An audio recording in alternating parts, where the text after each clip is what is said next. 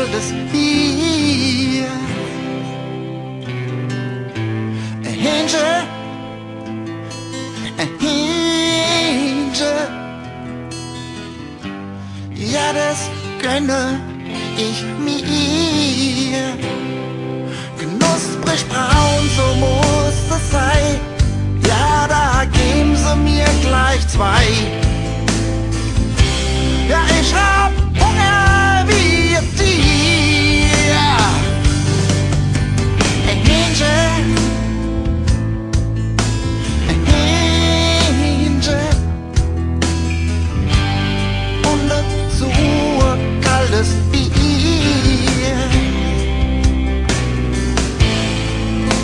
Ein Hähnchen schmeckt immer toll, yeah. Mit viel Pommes noch dabei.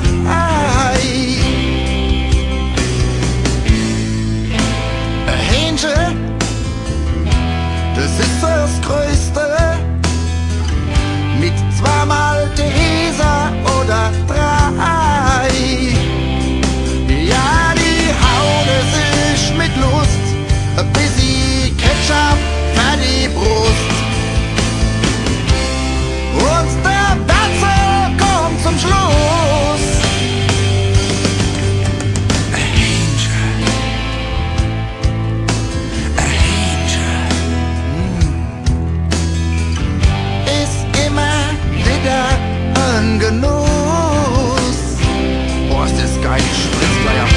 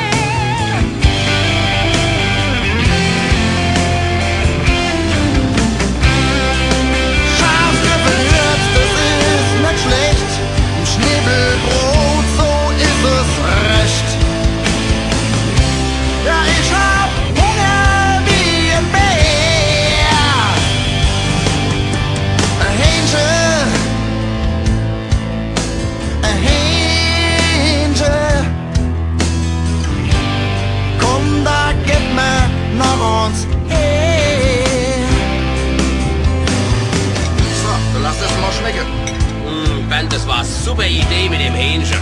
Ach, und Hähnchen, die schmecken sich immer besser.